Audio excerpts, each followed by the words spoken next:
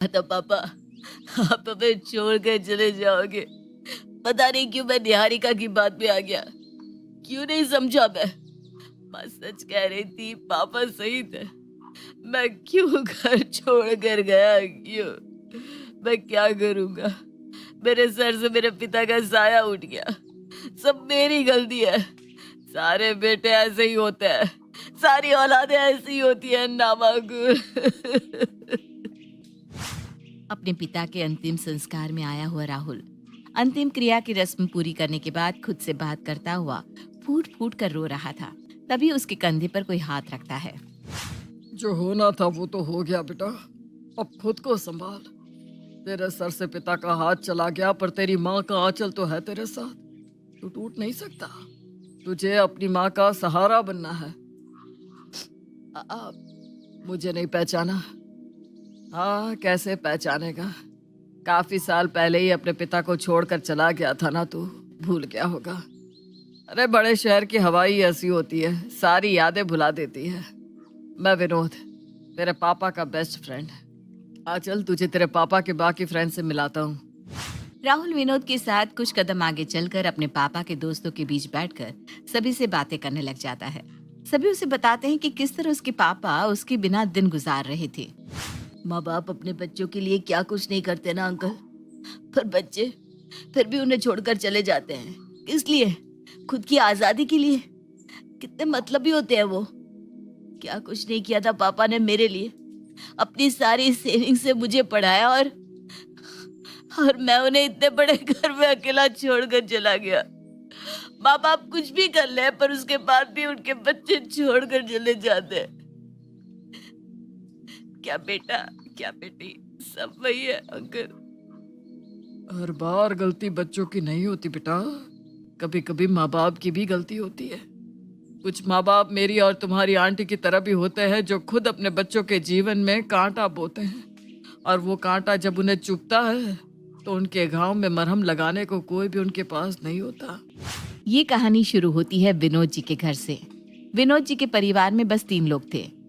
विनोद जी, उनकी पत्नी और उनका बेटा करण। करण की इंजीनियरिंग की डिग्री पूरी हो चुकी थी, पर कॉलेज से उसका प्लेसमेंट नहीं हो पाया था, जिस कारण वो छोटे से फार्म में 20-30 हजार की नौकरी कर रहा था। हाँ सुमित जी, क्या रोहन को 1.5 लाख रुपए महीने की नौकरी लग गई है? अरे नहीं नहीं, कम कहाँ है, अच्छी सैलरी है। खाना रहना भी मुफ्त। क्या बात कर रहे हैं? फिर तो सेविंग भी अच्छी हो जाएगी। हाँ, इतनी फैसिलिटी जॉब तो कॉलेज प्लेसमेंट से ही मिली होगी भाई। हाँ भाई, लड़का पढ़ेगा, 90% मार्क्स लाएगा तो कौन सी कंपनी उसे लेकर नहीं जाएगी। अब जो बच्चे बाहर बस ऐश करने के मकसद से गए हो ना, माँ बाप के पैसे फूकने, तो कहाँ से लगेगी उनको प्लेसमेंट? फिर घूमते फिरते रहो यहाँ से वाह। फोन पर अपने दोस्त के बेटे की भर भर कर तारीफ सुनने के बाद विनोद जी का गुस्सा करण पर फट पड़ता है। और चढ़ा सर पर इसे। तुम्हारी करनी का नतीजा है, और खिलाओ घी की रोटियां। किसी काम का नहीं है तुम्हारा बेटा, ये बात जान लो। वहाँ विनोद जी के बेटे रोहन को 1.5 लाख रुपए महीने की नौकरी मिल गई है, और एक हमारी औलाद है जिसे इतनी धूल फांकने के बाद भी मुश्किल से 20,000 मिल रहे हैं। कुछ तो लग भी होता है पापा, वरना रोहन हर टेस्ट में फर्रे लेकर बैठता था। अरे जो भी किया उसने, आज नौकरी तो लग गई ना उसकी। जो कमाता है उसी की वाह वाह होती है। शाम को जब करण लैपटॉप पर काम कर रहा था, उसकी मम्मी बाजार से लौटकर आते ही दरवाजे से कहना शुरू करती है, लगता नहीं मोहल्ले में कोई लड़का कंवारा बचेगा। अब सबकी शादी हो रही है। अब भाई इस उम्र में लोग सेटल हो जाते हैं, कमाने लग जाते हैं, तो करेंगे ही ना शादी। वर्मा जी की वाइफ ही कह रही थी करण का भी बायोडेटा दे दो। अरे कैसे, क्या दे दूं? अभी तक सेटल ही कहाँ हुआ है तो ढंग से।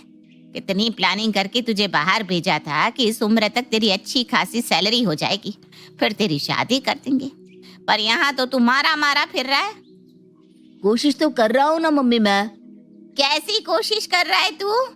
मुझे अच्छी तरह से पता है, रात भर जिस लड़की से बात करता है उसी के कारण हुआ है ना ये सब।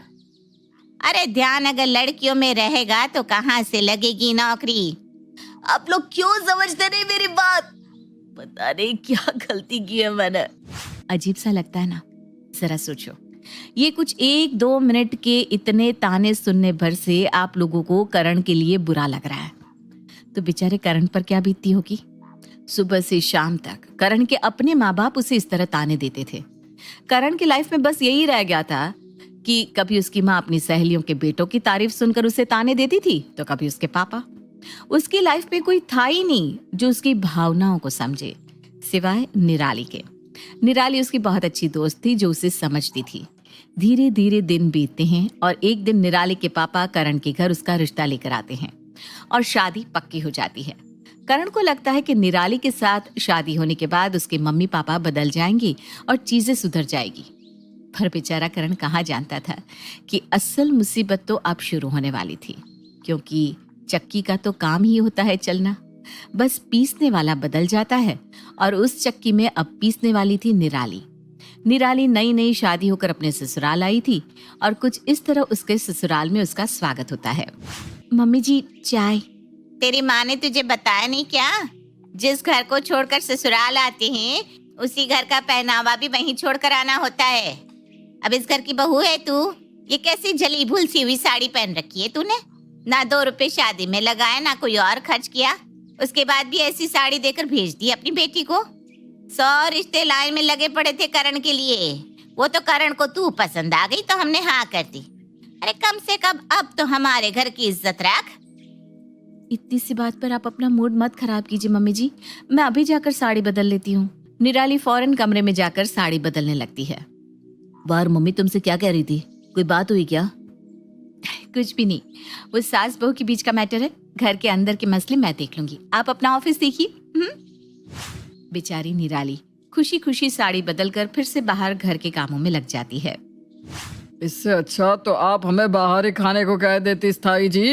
ये कोई रोटी है क्या भला? कुछ गलती हो गई क्या पापा जी? मैंने तो बिल्कुल नरम रोटियां बनाई थी, लेकिन आपको हाथ मुंह धो के आने में देरी हो गई ना, इसलिए रोटियां कड़ी हो गई। बाप रे बाप, ये आजकल की पीढ़ी है। अब तुम्हारे ससुर जी हाथ मुंह धो रहे थे तो रुक जाती तुम। इतनी हड़बड़ी क्या थी रोटी बनाकर रखने की? जब वो टेबल पर बैठते तब गर्मा गर्म फुलके सेक देती। अरे कितना ही वक्त लगता है 4 फुलके सेकने में। मुझे अंदाजा नहीं था इस बात का। इसे छोड़िए, मैं भी गर्मा गर्म रोटियां बना देती हूँ। निराली के किए हुए हर काम में कभी स्थाई तो कभी विनोद कुछ ना कुछ नुक्स निकाल ही दिया करते थे। पर निराली ने सोच लिया था कि उसे अपने घर को बिखरने नहीं देना है, इसलिए वो इस बारे में करण को कुछ भी नहीं बताती थी। एक शाम जब निराली की फ्रेंड प्रेरणा उसके घर आती है, स्थाई जोर जोर से कहने लगती है, लोगों का अपना घर नहीं है जो यहाँ आकर बैठ जाते हैं। कभी चाय चाहिए, कभी बिस्किट। कहने को तो बड़े घर वाले हैं, पर हमारे घर के ही चक्कर लगाते हैं ये। यार निराली, मैं चलती हूँ, कभी मिलना होगा तो तू ही मेरे घर आ जाना।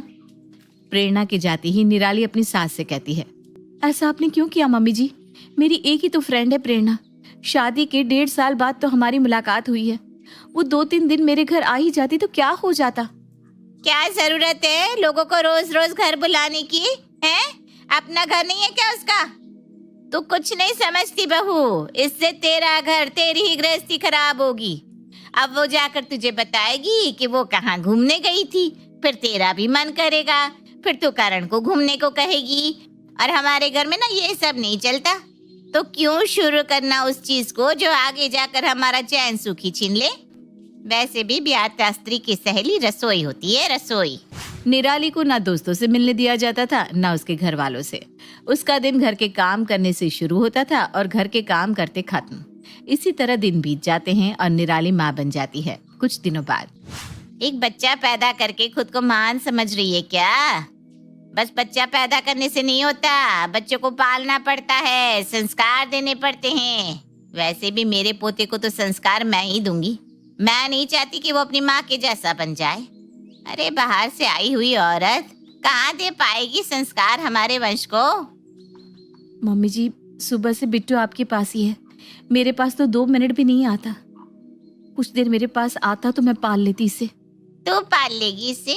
हैं? शुरू के दिनों में तेरे पास देकर देखा था मैंने, कैसा ख्याल रखती है तू इसका। मैं तेरे जैसी नई नवेली माँ नहीं बनी हूँ। एक बच्चा पाल पोस कर उसका ब्याह भी कर दिया है मैंने। मुझे तो मत ही सिखा, मेरा पोता अपनी दादी के पास ही रहेगा। निराली को अपने खुद के बच्चे को खिलाने तक का मौका नहीं मिलता था, क्योंकि स्थाई उसे छोड़ना ही नहीं चाहती थी। और वजह अपने पोते के लिए उसका प्रेम नहीं, कुछ और ही था। एक दिन स्थाई अपने पोते को बोतल से दूध पिला रही थी। बहू नहीं है क्या जो तुम बिट्टू को बोतल का दूध पिला रही हो? जितना अपनी माँ का दूध पिएगा उतना अपनी माँ से चिपका हुआ रहेगा, फिर भूल जाएगा अपनी दादी को। मैं ये नहीं होने दे सकती। स्थाई और विनोद अपनी हरकतों से बाज नहीं आते और धीरे धीरे बिट्टू 8 साल का हो जाता है। निराली को लगता था कि उसके अच्छे शब्दों से और अच्छे व्यवहार से उसकी सास का मन पिघल जाएगा, पर ऐसा नहीं होता है। अब स्थाई बिट्टू को ही उसकी माँ के लिए भड़काना शुरू कर देती है। दादी आपने खाना खाया? अरे क्या बताऊं बेटा, कहाँ देती है तेरी मम्मी मुझे खाना, सब दिखावे का है बेटा। वो तो इस घर में तेरे दादाजी पैसा देते हैं तो हमें खाना मिलता है, वरना वो भी ना मिले। तेरी माँ ने बहुत ताने दिए हैं मुझे, बड़ी मुश्किलों से दिन निकले हैं मेरे इस घर में। तू जब बड़ा होकर कमाने लगेगा ना तो अपनी दादी को अपने साथ ले जाना बेटा। दादा दादी तो अपने हैं, पापा भी अपने हैं, पर आई तो मम्मी है, वो दूसरे घर से आई है ना बेटा। और जब स्थाई बिट्टू को ये सब समझा रही थी, दरवाजे के बाहर खड़ा करण ये सब सुन लेता है। ये क्या संस्कार दे रही है मम्मी बिट्टू को? ऐसे तो वो अपनी माँ से नफरत करेगा। करण अपनी माँ से इस बारे में बात भी करता है, पर स्थाई अपनी हरकतों को बदलती नहीं। वो बिट्टू में उसकी माँ के खिलाफ बातें भरती ही रहती है। हर वक्त निराली को कोसना, उसके हर काम में कमियां निकालना। एक दिन जब करण की पूरी फैमिली एक पार्टी में जाती है। बताओ बेटा, आपका सबसे फेवरेट मेंबर कौन है? दादा, दादी और डैडी। तुमने तो सभी के नेम लिए, सो स्मार्ट। बट मम्मा? वो अपने थोड़ी ना है, वो तो पराई है। इतने छोटे से बच्चे के मुंह से इतनी बड़ी बात सुनकर सभी हैरान हो जाते हैं। बिट्टू के मुंह से ऐसा सुनकर निराली घबरा जाती है। वो जैसे ही बिट्टू के पास जाती है, वो अपनी माँ को झटकता हुआ अपनी दादी के पास चला जाता है। खाने की 2 थालियां परोसकर निराली अपने सास ससुर के सामने रखती है। ये क्या खाना है?